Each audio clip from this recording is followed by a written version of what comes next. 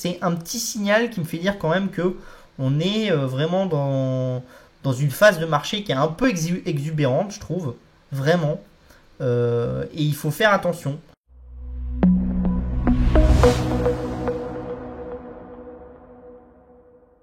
C'est le nouveau pari explosif du Salvador. Donc vous connaissez, hein, le Salvador c'est le nouveau pays. Moi je connais des gens, enfin je connais beaucoup de fonds dans les cryptos. On me parle tout le temps du Salvador en disant tu vas voir, c'est le pays du Bitcoin et tout. Faut faire attention parce que quand il y a une hype sur un sujet, forcément vous avez des petits malins qui vont essayer de rentrer dedans et qui sont ni plus ni moins que des escrocs.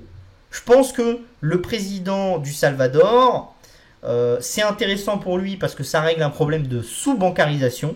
Et donc ça donne accès à des protocoles bancaires qui sont construits sur Bitcoin. Alors je suis pas sûr que envoyer du Bitcoin à sa population soit la meilleure chose pour avoir une stabilité économique au Salvador. Je pense qu'ils auraient plutôt dû faire ça sur de l'USDC ou ce genre de choses, que ça aurait été beaucoup plus intéressant que de faire ça sur du Bitcoin. Mais ça c'est un autre sujet. Ils ont voulu faire ça sur du Bitcoin, mais je pense aussi qu'ils font ça sur du Bitcoin parce que derrière ils ont prévu quelque chose. Et donc là, ils ont fait ce qu'on appelle la première émission de bons Bitcoin, de bons étatiques en Bitcoin. Donc c'est une émission qui est coordonnée par Bitfinex. Donc ça, vous connaissez, hein, c'est ceux qui créent le token du TTR.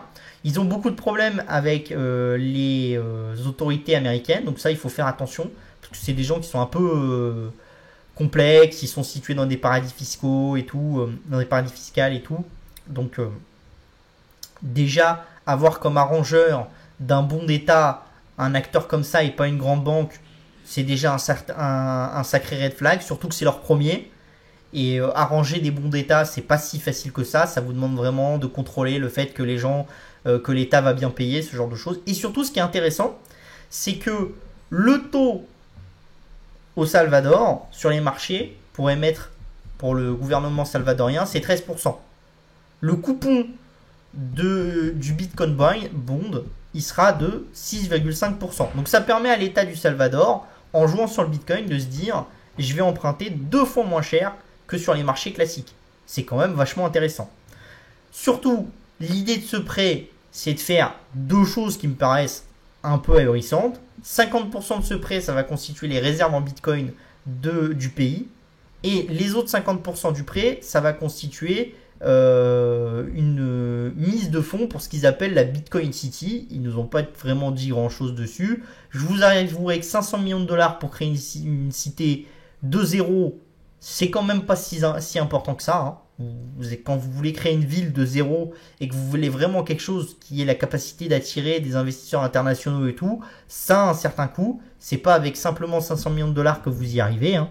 Déjà créer un très gros gratte-ciel, ça vous coûte plusieurs dizaines de millions de dollars, donc vous imaginez bien la problématique. Faut amener l'eau, faut amener l'électricité, des hôpitaux, des machins. Enfin, c'est loin d'être quelque chose de simple. Donc pour moi, ce bon ressemble quand même plutôt à une farce. Surtout, l'autre partenaire, c'est Blockstream. Et Blockstream, c'est eux qui sont censés vendre aux investisseurs ce bon. Alors, la façon de vendre de Blockstream, c'est de dire que c'est dans l'univers des bonds, donc que ça soit défi ou non défi, c'est le meilleur moyen de rentabiliser ses bitcoins. C'est-à-dire ce qui vous offre le taux le plus élevé, ou un des plus élevés, pour quelqu'un qui veut mettre une certaine somme d'argent. Pour des tout petits acteurs, il y a peut-être des petits protocoles qui proposent un peu plus, mais c'est vraiment pour acquérir des utilisateurs, donc c'est un peu différent. Et le modèle de Blockstream, qui est quand même très très marrant, c'est de dire aux investisseurs, mais vous inquiétez pas, vous êtes sécurisés, parce que le prix du bitcoin va monter, d'accord ? Donc en fait, quand l'État salvadorien va devoir vous rembourser, ce prix du Bitcoin va permettre de moduler le remboursement et de vous assurer que vous aurez la capacité de retrouver une partie de votre valeur.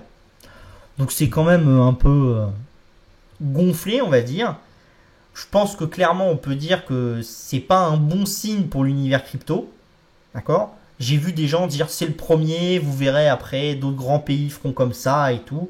C'est possible. Je pense que quand même, quand on commence avec quelque chose d'aussi chelou et voilà, de quelque chose qui profite autant de la crédulité des gens et du fait que certains investisseurs crypto ont quand même l'idée de se dire tout ce qui est crypto est bien et tout ce qui est dollar, euro et tout, c'est pas bien, ça peut poser problème.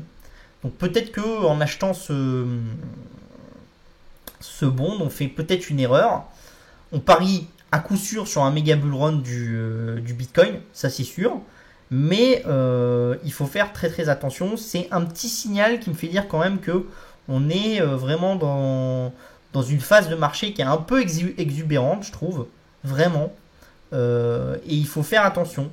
Moi, je vous avouerai que je réduis beaucoup mes expositions aux coins, on va dire, en dessous du top 10 et aux coins que je trouve les moins solides. Tous les paris les plus risqués que j'essaye d'en enlever de plus en plus parce que j'ai quand même l'impression qu'on est dans un moment un peu complexe où on a de plus en plus de projets un peu bancals qui se lancent et ça, c'est pas une bonne chose, hein.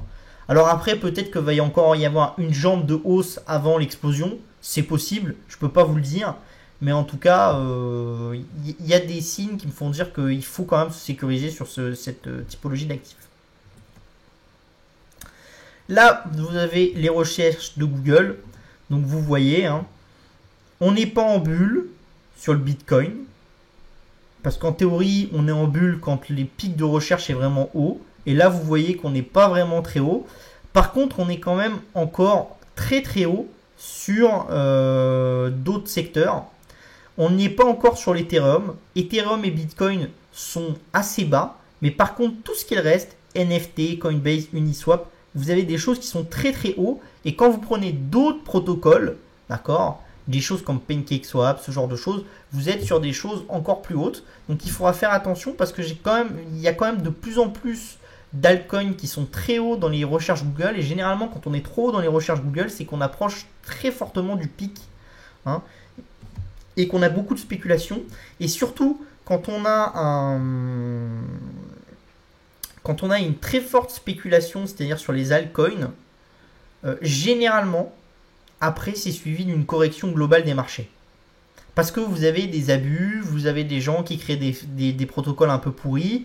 Et là, vraiment, on est dans quelque chose de très très haut. Donc, il faut faire très attention.